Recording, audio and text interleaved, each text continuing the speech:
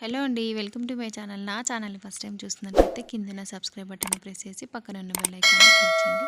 ఈరోజు నేను కీమా ముట్టల్ని చూపించబోతున్నాను. ఈజీగా చేసుకోవచ్చు. ఎప్పుడు ఒకేలాగా మటన్ చికెనే కాకుండా ఇలా కీమా ముట్టల్ని కూడా ట్రై చేయండి.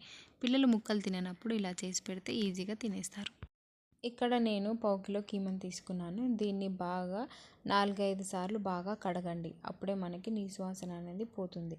లేదా పసుపు ఉప్పును కూడా వేసుకొని బాగా కడుక్కోవచ్చు. నేను ఇలాగే నార్మల్గా 5 టైమ్స్ కడిగి పక్కకు తీసుకున్నాను.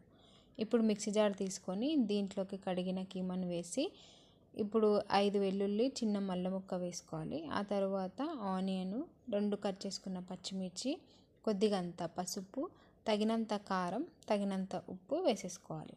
1/2 టీ స్పూన్ ధనియా powder, 1/2 teaspoon garam masala, 1/2 teaspoon జీలకర్ర మెంతుల పొడి వేసేసుకోవాలి. దీన్ని మిక్సీ పట్టుకోవాలి. దీంట్లో బొక్కలు లేకుండా చూసుకోండి. బొక్కలు ఉంటే ఇది మిక్సీ పాడైపోతుంది. ఇలా మెత్తగా గ్రైండ్ చేసుకున్న తర్వాత చేయికి నూనె రాసుకొని చిన్న ముద్దలాగా తీసుకొని దీన్ని చేతిలో పెట్టి రౌండ్ లాగా చేసుకోవాలి. క్రాక్స్ అనేవి లేకుండా బాగా మిక్స్ చేసుకొని బాగా కలుపుతూ రౌండ్ చేసుకోవాలి. అప్పుడే మనకి పర్ఫెక్ట్గా రౌండ్గా వస్తాయి. చూడండి, ఇంకోటి చూపిస్తున్నాను. ఇలా బాగా చేసుకొని రౌండ్గా చేసుకోవాలి. క్రాక్స్ లేకుండా చూసుకోండి. మరీ చెప్తున్నాను. మళ్ళీ ఆయిల్లో వేసాక విరిగిపోతాయి. అలా కాకుండా ఇప్పుడే బాగా చేసుకుంటే మనకు సరిపోతుంది. ఇప్పుడు ఇలా అన్నీ వేసుకోవాలి. ముక్కలు తినని పిల్లలు కూడా ఇలా చేస్తే ఈజీగా ముట్టల్ని తినేస్తారు.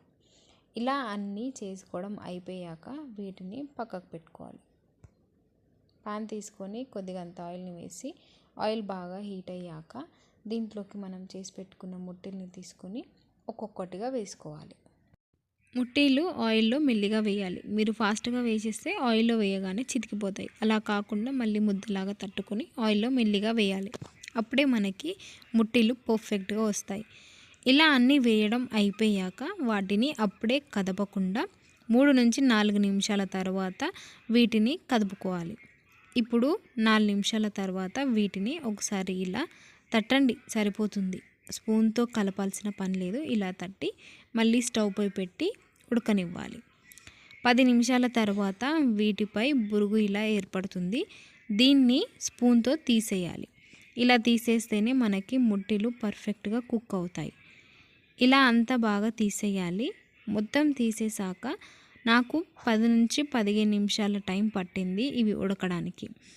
ఇలా ఉడికాక మరికొద్దిసేపు కలర్ వచ్చేంత వరకు వెయిట్ చేసి వీటిని కలర్ వచ్చాక చూడండి, ఇలా వచ్చాక స్టవ్ ఆఫ్ చేసి సర్వింగ్ బౌల్లోకి సర్వ్ చేసుకోవడమే. ఈ వీడియో నచ్చితే లైక్ చేసి షేర్ చేయండి. మరెన్నో వీడియోస్ కోసం సబ్స్క్రైబ్.